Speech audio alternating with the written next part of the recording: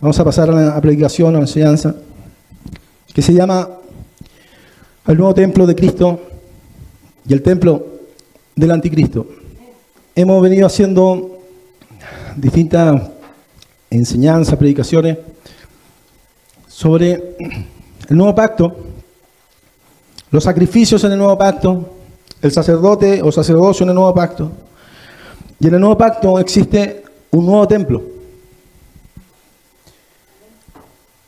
Ese templo nos explica claramente el Nuevo Testamento.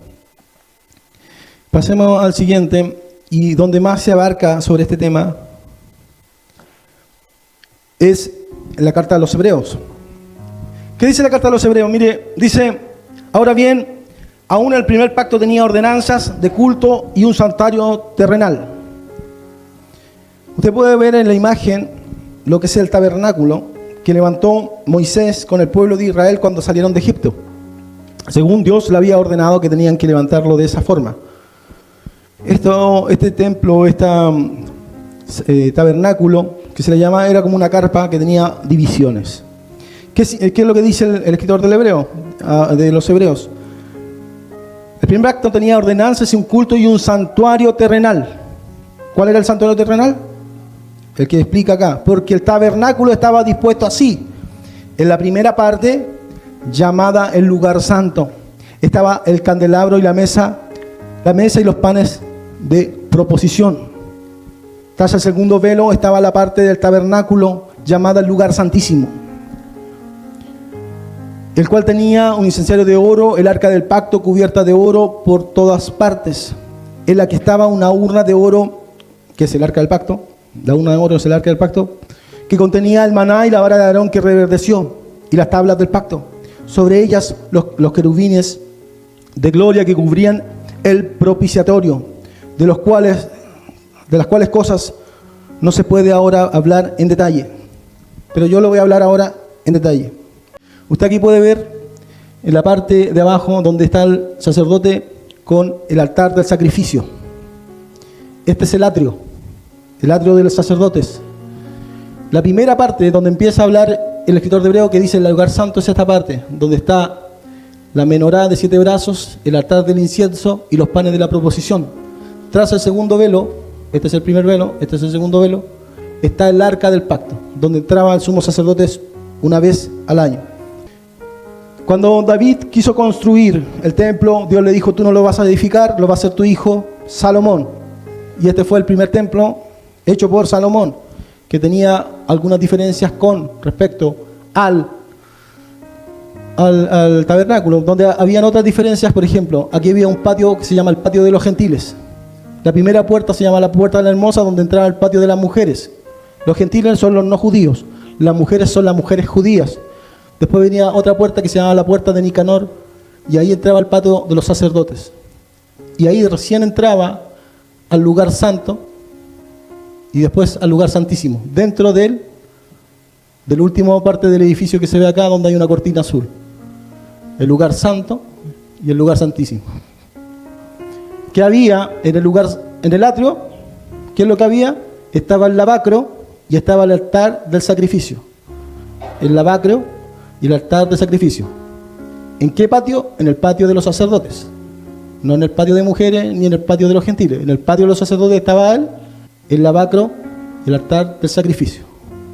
Y en el lugar santo estaba el candelabro, el altar del incienso y los panes de la proposición. Y en el lugar santísimo estaba el arca del pacto. ¿Qué simboliza cada una de estas cosas? El altar del sacrificio es donde se hacían los sacrificios diarios. Había ordenanzas de varios tipos de sacrificios diarios. Habían palomas, habían bueyes, habían cabritos, habían corderos, habían aves limpias, habían distintos tipos de sacrificios para los más pobres, para los que tenían más dinero, etc. Y solamente una vez al año el sumo sacerdote entraba al arca del pacto, a la parte del lugar santísimo, con el sacrificio del Yom Kippur. Mire, el Señor Jesús cumple todo esto. El Señor Jesús cumple todo lo que conlleva el templo. Mire, Él es el sacrificio. Él es el sacrificio. Jesús es el sacrificio. En la macro era el lugar donde se lavaban los sacerdotes antes de entrar al lugar santo. ¿Ok? En el lugar santo estaba el candelabro, que simboliza la luz, que es Jesús. Está el altar del incienso, que son las oraciones. Y el pan de la proposición significa que Él es nuestro alimento. En el lugar santísimo está el arca del pacto, donde estaban las tablas de los 10 mandamientos, la vara de Aarón que reverdeció adentro. Y encima de los querubines, que se llama esa tapa, donde está la tapa y están los querubines, es donde se posaba la presencia de Dios cuando entraba el sumo sacerdote, una vez al año.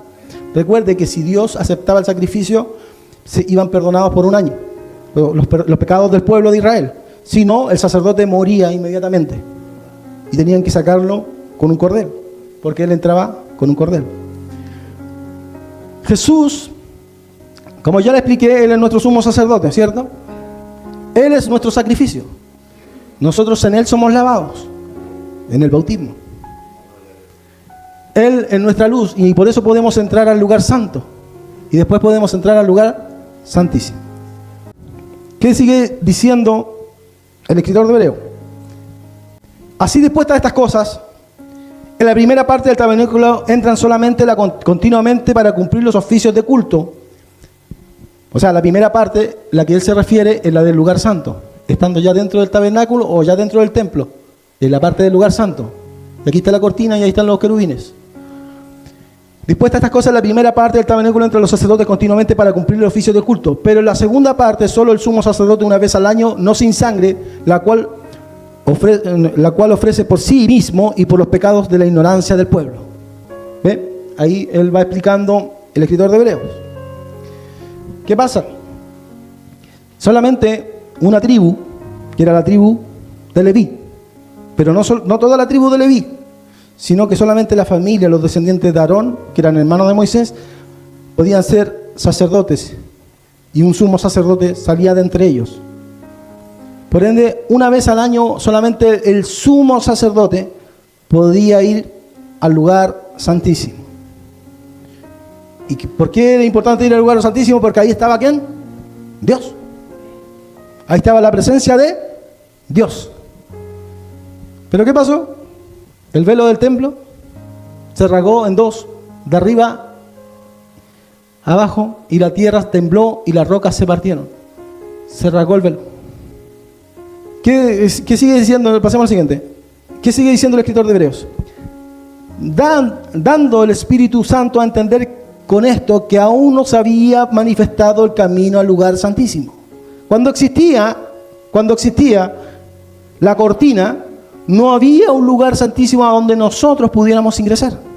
¿Qué dice el escritor de Hebreos? Dando a entender el Espíritu Santo que aún no se había manifestado el camino al lugar santísimo, entre tanto que la primera parte del tabernáculo estuviese en pie, la cual es símbolo para el tiempo presente, según el cual se presentan ofrendas y sacrificios que no pueden hacer perfecto. ¿Por qué los sacrificios no pueden hacer perfecto? ¿Por qué los sacrificios de animales no pueden hacer perfecto? Porque no era un pacto en su totalidad perfecto. No era un pacto en su totalidad perfecto. Porque cuando Dios dice, haré un nuevo pacto con vosotros, no como el pacto que hice con vuestros padres cuando los saqué de la tierra de Egipto, porque escribiré en sus mentes y en su corazón mis leyes. Entonces, ¿qué era un nuevo pacto? No era un pacto igual que el antiguo. Entonces, ¿por qué venimos hablando de este tema? ¿O por qué estamos hablando de este tema en varias reuniones y en varias enseñanzas? Porque hay cristianos que dicen que el pacto que se viene a establecer con Jesús es un pacto renovado del antiguo, donde hay que seguir guardando fiestas, donde hay que seguir guardando ciertas costumbres judías, fiestas judías. Pero ¿qué dice el Nuevo Testamento? Que el nuevo pacto es distinto. No va a ser el pacto como hice con vuestros padres. Pero no solamente cambian algunas cosas, en realidad cambia todo. Y aquí el escritor de Hebreo nos está hablando que mientras estuviese levantado esa primera parte al lugar santo, al lugar santísimo, y hubiese una división en esa cortina, nadie podía entrar, solamente una persona, que era el sumo sacerdote, pero ni siquiera los israelitas podían entrar a estar en la presencia de Dios. Según el cual presentan ofrendas y sacrificios que no pueden hacer perfecto en cuanto a la conciencia al que practica ese culto, ya que consiste solo en comidas y bebidas. ¿Por qué? Porque solamente consistía en comidas y bebidas. Eran sacrificios de animales que se asaban, que se hacían asados y después se los comían también, ¿cierto? Se presentaba la sangre, pero se comían ese sacrificio, ese holocausto, se lo comían, ya que consiste solo en comida y bebida de diversas abluciones y ordenanzas acerca de la carne, impuestas hasta el tiempo de la reforma de las cosas. Entonces tenía que llegar una reforma en cuanto a eso.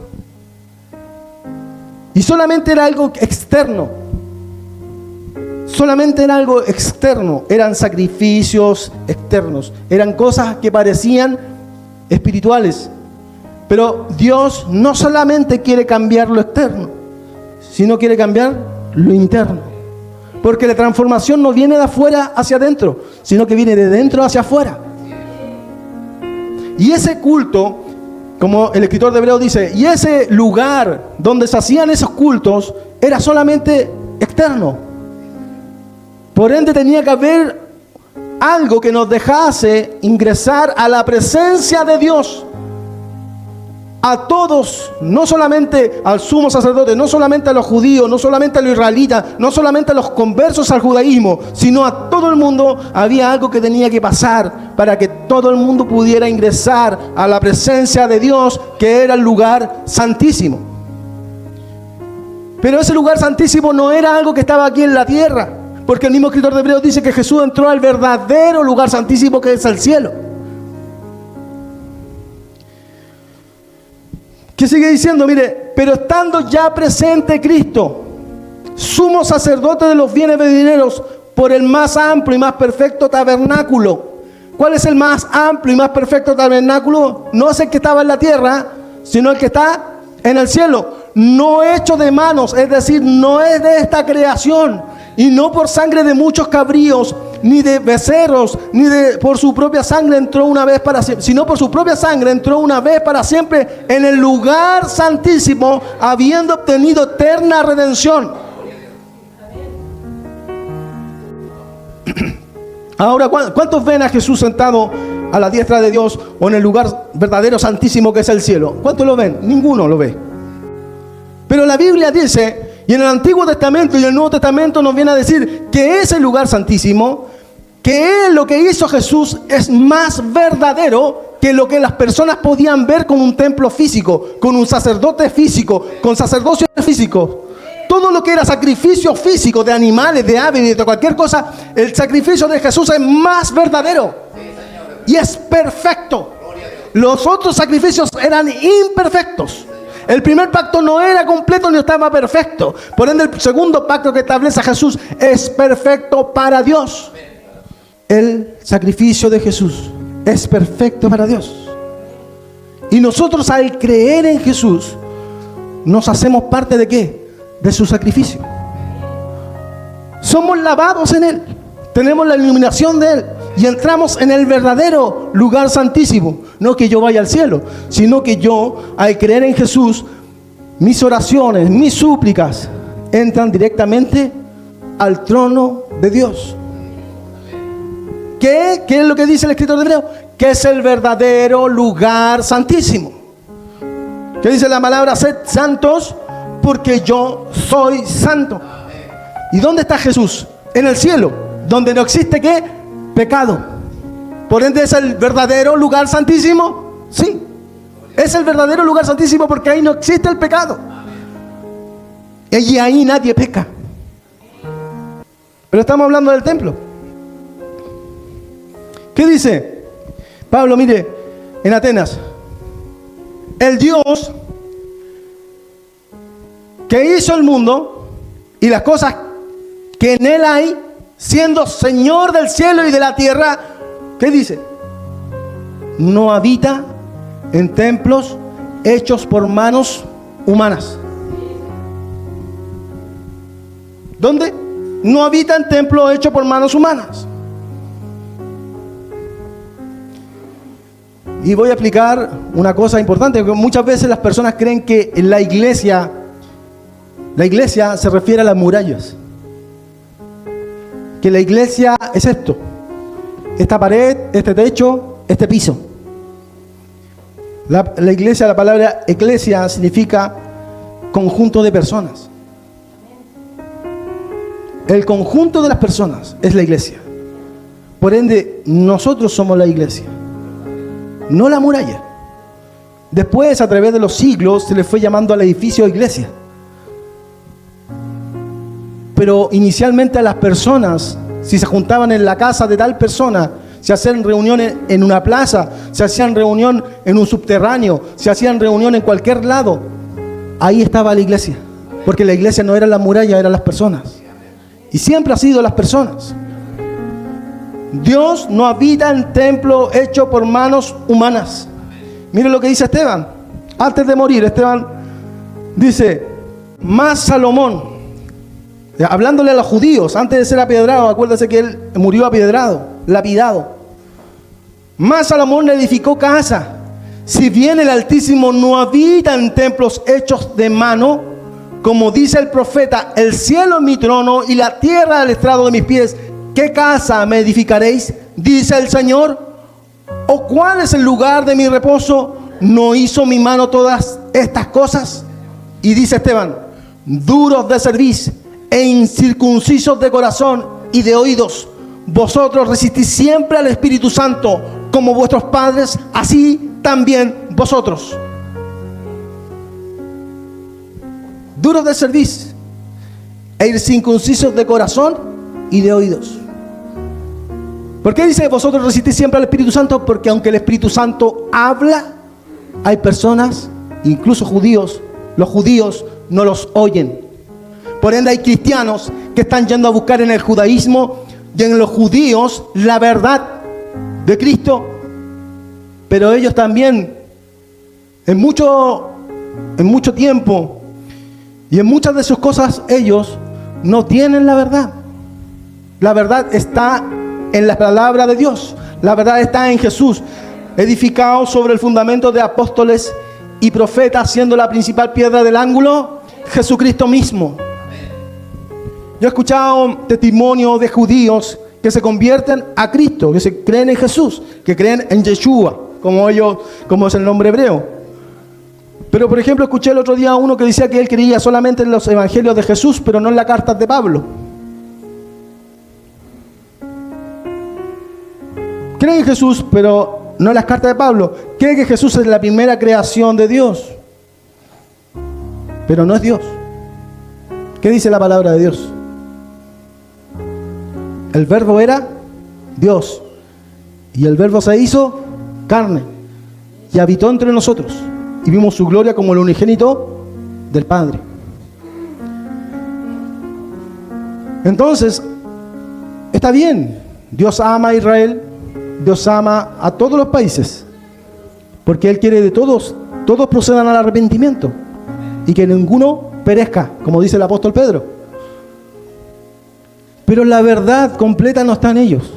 La verdad completa está en Jesús y en sus apóstoles, incluyendo a Pablo, con todas sus cartas, aunque no les guste a los judíos, aunque para ellos Pablo se contradice, aunque ellos tergiversen las palabras de Pablo para decir que tenemos que estar en parte en el pacto de Moisés.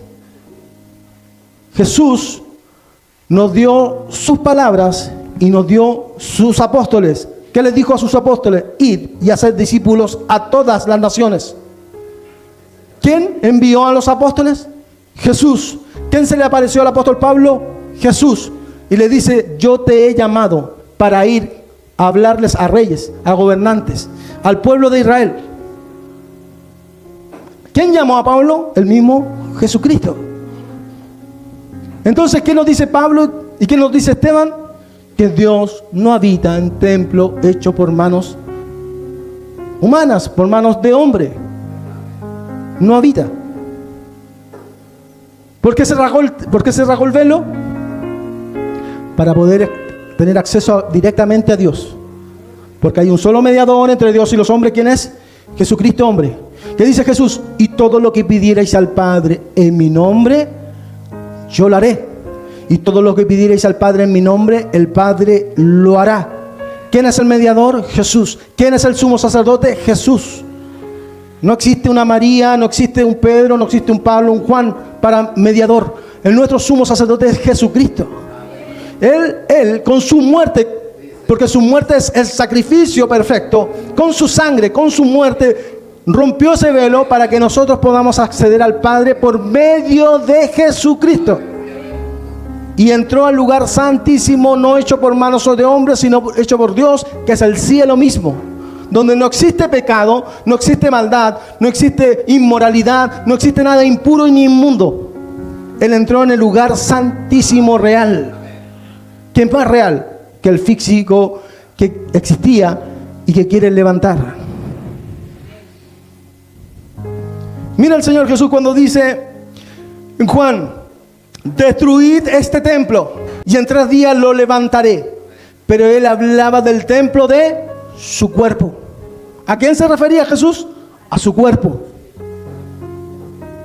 ¿Qué dice Pablo en 1 Corintios 3, 16 al 17? ¿No sabéis que sois templo de Dios y que el Espíritu de Dios vive en vosotros? ¿Dónde vive el Espíritu de Dios? Ya no se presenta en el lugar santísimo físico del templo o del tabernáculo. Se presenta interiormente dentro nuestro. El Espíritu Santo vive, mora en vosotros. ¿No sabéis que sois templo de Dios y que el Espíritu de Dios mora en vosotros? Si alguno destruye el templo de Dios, Dios le destruirá a él, porque el templo de Dios, el cual sois vosotros, santo es. ¿Quién es el templo de Dios? Nosotros. ¿Dónde vive el Espíritu Santo? ¿Dónde mora Dios? En nosotros. En 1 Corintios 6, 19, ¿o ignoráis que vuestro cuerpo es el templo del Espíritu Santo, el cual está en vosotros, el cual tenéis de Dios y que no sois vuestro? ¿Quién es el Espíritu? Dios. ¿Quién es el templo? Nosotros. Nosotros somos el templo del Espíritu Santo. ¿Y quién es el Espíritu Santo? Dios. Porque Él dice: ¿no sabéis que sois templo de Dios? ¿Y quién es el que habita dentro de nosotros? El Espíritu Santo. Por ende, ¿quién es el Espíritu Santo? Dios.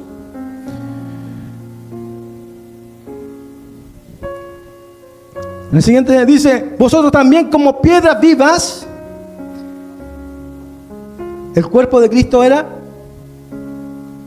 un templo. Usted sabe que en el ángulo, la cabeza del ángulo, dice, siendo la principal piedra la cabeza del ángulo. Muchas veces a los apóstoles se les llama las columnas de la iglesia. Cristo es la cabeza del ángulo y los apóstoles las columnas. Y nosotros somos piedras vivas. Ser edificados como casa espiritual y sacerdocio santo.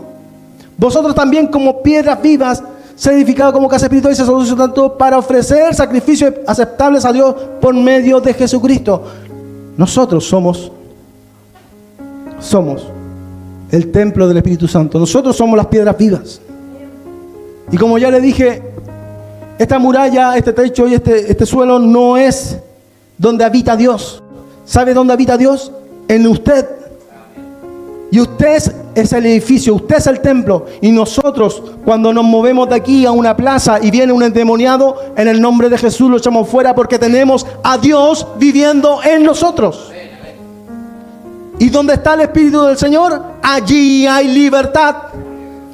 Y donde se mueve la iglesia, que es un templo espiritual, donde se mueve la iglesia, que somos nosotros, no las piedras muertas, no un edificio muerto, sino nosotros que somos vivos, que tenemos vida, es donde está Dios. Y cada vez que nosotros como iglesia nos movemos a cualquier lugar, si usted se mueve a un hospital, ahí está Dios, porque usted tiene a Dios dentro de usted. Si usted va a una cárcel, ahí está Dios, porque Dios está dentro de usted. Si usted se mueve a la casa de cualquier persona que necesita, que está afligida, Dios está en usted. Donde está la iglesia, ahí está Dios. Y muchas veces decimos que Dios está en este templo físico, en esta muralla, pero Dios no habita en templos hechos por manos humanas, sino que Dios habita en usted. Amén. Y si usted está aquí, y si usted tiene el Espíritu Santo, Dios está habitando acá.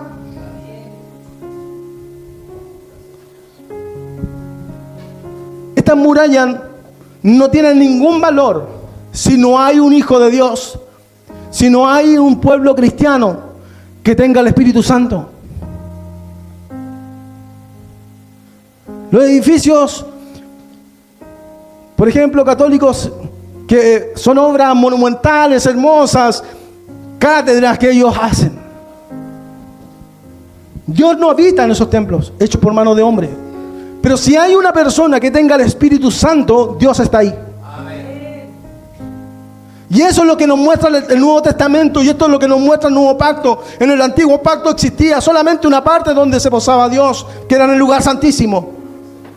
Pero en el Nuevo Pacto, Dios habita en su pueblo, dentro de él, por medio del Espíritu Santo. ¿Qué dice? Pero venida la fe, ya no estamos bajo ayo. Usted sabe que la palabra ayo era para la ley. Ya no estamos bajo la ley, pues todos sois hijos de Dios por la fe en Cristo Jesús. Porque todos los que habéis sido bautizados en Cristo, de Cristo estáis revestidos. Ya no hay judío ni griego, no hay esclavo ni libre, no hay varón ni mujer, porque todos vosotros sois uno en Cristo Jesús. Y si vosotros sois de Cristo, ciertamente el linaje de Abraham sois y herederos según la promesa. Ya no estamos bajo la ley, sino estamos bajo la fe. ¿La fe de qué? De creer en Jesús, que Jesús es nuestro Redentor, que Jesús fue nuestro sacrificio perfecto, agradable para Dios, que Jesús es nuestro sumo sacerdote, que Jesús habita en nosotros por medio del Espíritu Santo. En Jesús hay un nuevo templo que somos nosotros, las piedras vivas. En Jesús existen verdaderas realidades más reales que las que existían en el Antiguo Pacto. Ya no necesitamos un día sábado para congregarnos, sino que todos los días son para Dios.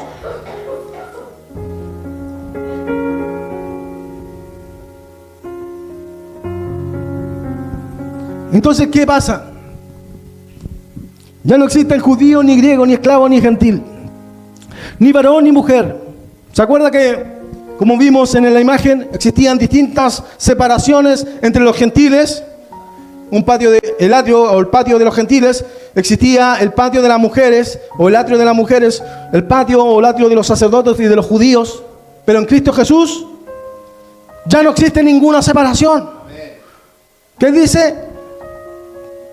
Porque todos los que habéis sido bautizados en Cristo, de Cristo estáis revestidos. Ya no hay judío, ni griego, ni esclavo, ni libre, no hay varón ni mujer, porque todos vosotros sois uno en Cristo Jesús. Y si soy de Cristo, ¿quién es de Cristo? ¿Quién es de Cristo? ¿Usted es de Cristo? Y si soy de Cristo, ciertamente el linaje de Abraham sois. ¿Quién lo escribió esto? Pablo. ¿Por qué hay judíos que están en contra de Pablo? Porque no apoya sus creencias. Pablo me dice que si yo creo en Cristo, si yo soy de Cristo, si yo he sido bautizado en el nombre de Cristo, soy uno con Él y con su pueblo. Y que soy linaje de Abraham soy. Un gentil que sanguíneamente no tiene ninguna relación con Abraham, donde descienden solamente los israelitas y los judíos, ¿cierto? Pero dice Pablo que espiritualmente yo soy descendiente de Abraham. Y si soy descendiente de Abraham, soy descendiente de Abraham. Si soy descendiente de Abraham, tengo todas las promesas que Dios le hizo a Abraham. Por ende, yo puedo creer en Cristo y ser salvo y ser descendiente de Abraham. Necesito ir al judaísmo, necesito judaizarme, necesito dejarme la barba larga, ponerme los tzitzit, vestirme con la indumentaria judía. Necesito guardar las fiestas judías, necesito guardar el sábado judío. Dice Pablo que no, Porque ya no estamos bajo la ley, no estamos bajo ayos, sino bajo la fe. Y al ser bautizado en Cristo, ya yo soy descendiente de Abraham. Y esta es la verdad que nos enseña el Nuevo Testamento con respecto a estas cosas. A estas nuevas creencias que están creyendo los evangélicos. Porque los evangélicos en este último tiempo se han mostrado más herejes que los mismos católicos. Más herejes que los mismos católicos. Critican a los católicos por ser idólatras, por adorar imágenes. Pero ellos no se dan cuenta que están haciendo cosas peores.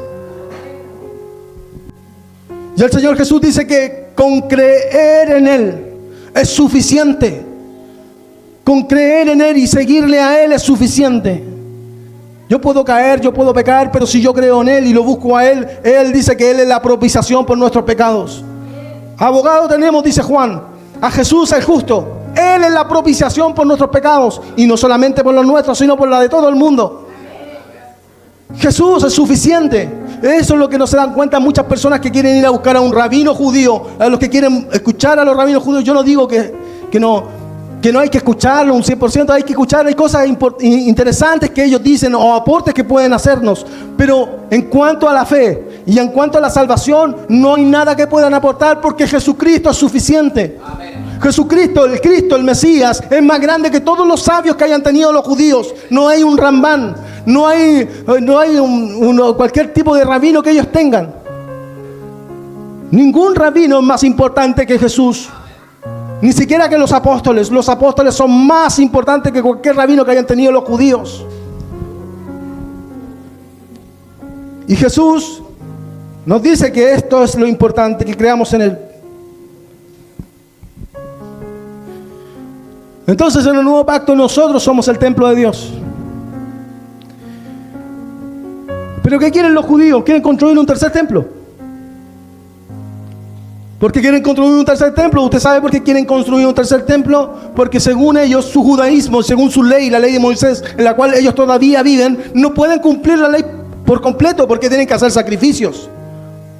Porque tienen que tener un lugar santo, un lugar santísimo. Por eso le expliqué todo esto. Porque ellos en sí no están cumpliendo los 613 preceptos que supuestamente tienen que cumplir. Sus rabinos, sus propios rabinos, hicieron ciertas interpretaciones para decir que están cumpliéndolos, pero en realidad no los cumplen. No pueden cumplirlo porque tienen que existir sacrificios diarios. Tiene que existir el Yom Kippur. Y no pueden cumplirlo, y por eso están desesperados por levantar un tercer templo. ¿Qué dice? Según la tradición judía, después de la destrucción del primer templo de Salomón en el 586 y el segundo templo de Herodes, destruido por Roma en el 70, se espera un tercer templo en Jerusalén. El judaísmo ortodoxo, ese templo es visto como parte de la restauración mesiánica y del cumplimiento de Ezequiel 40 y 48. Sin embargo, para el cristianismo, la visión cambia porque Cristo mismo se presenta como el verdadero templo. Ellos esperan construir un tercer templo porque esperan que el Mesías que ellos esperan, el Mesías que ellos esperan, esté en ese templo. Y algunos rabinos dicen, algunos judíos dicen, no, ahí tiene que venir el Mesías, porque ellos todavía esperan al Mesías para que levante el templo. Y algunos dicen, no, hay que construir primero el templo, y para que el Cristo venga, para que el Mesías de ellos venga. Entonces ellos están esperando un tercer templo. Pero ¿sabe cuál es lo más dramático? Es que hay cristianos que están esperando que se construya ese tercer templo. Que se construya el tercer templo, como que si nosotros los cristianos necesitamos un templo físico para que Dios habite en él. Pero Dios nos dice que no habita en templos hechos por mano de hombre. Entonces, ¿por qué hay cristianos que están esperando ese templo?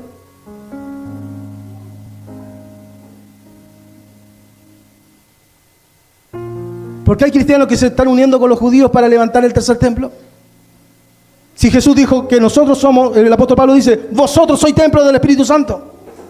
¿Y qué están esperando a muchos cristianos evangélicos? Que se levante un tercer templo porque creen que ahí va a estar Dios. ¿Qué dice el apóstol Pablo? En el siguiente dice, el hombre de pecado, el cual se opone y se levanta contra todo lo que se llama Dios y objeto de culto, tanto que se sienta en el templo de Dios como Dios, haciéndose pasar por Dios. ¿Para qué se tiene que levantar un tercer templo? para que se cumpla la profecía, para que venga el anticristo a profanarlo. Pero en ese templo no va a habitar Dios, en ese templo va a estar el hijo de Satanás, el anticristo, y que es el Mesías que ellos esperan. Pero supuestamente nosotros, los cristianos, dice, velad, orad de todo tiempo, para que escapéis de todas estas cosas, dice el Señor Jesús. Y dice, pero muchos serán engañados.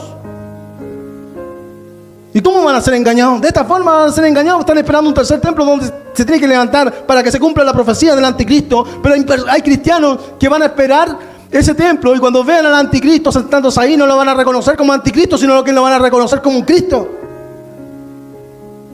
Dice, si fuese posible, engañarán incluso a los escogidos. Se levantarán falsos cristos y falsos profetas que incluso engañarán a los escogidos. Entonces lo que usted ve ahí, que se está cumpliendo esa parte de esas palabras que dijo el Señor Jesús. Que hay cristianos que esperan un tercer templo porque creen que ahí va a estar Dios. Pero el apóstol Pablo dice que es para que se siente el hombre de pecado, el hijo de perdición, haciéndose pasar por Dios.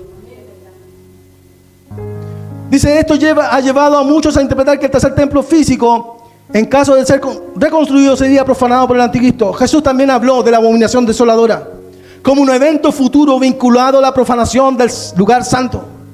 Hay muchas personas cristianas que no quieren creer en los apóstoles. Hay muchas personas cristianas que ya no quieren creer en el apóstol Pablo. Lo están rechazando, lo están reinterpretando.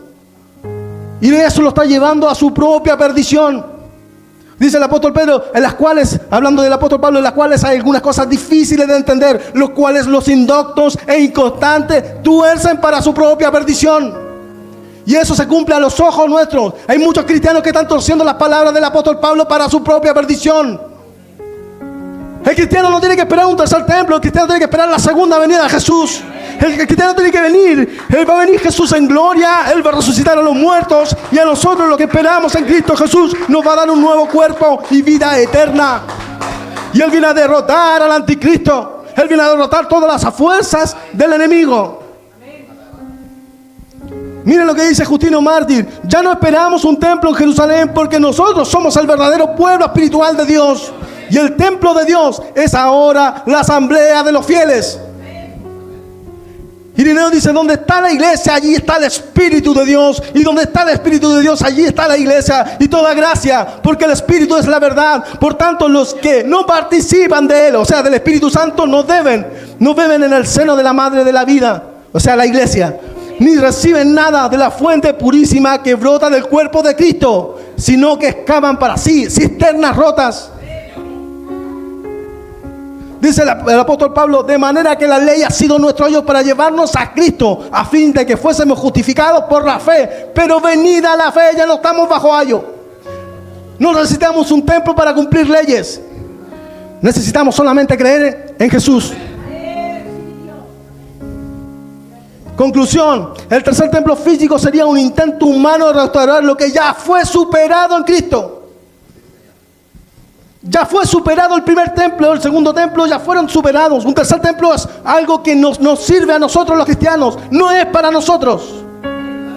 Para los cristianos el verdadero templo es Cristo y su cuerpo, la iglesia. Por eso, la expectativa de un templo físico en Jerusalén muchas veces es vista como un escenario de engaño del anticristo. Mientras que los fieles saben que la presencia de Dios ya no depende de un edificio. El Espíritu Santo no habita en este edificio. El Espíritu Santo habita en usted, que es piedra viva y casa espiritual.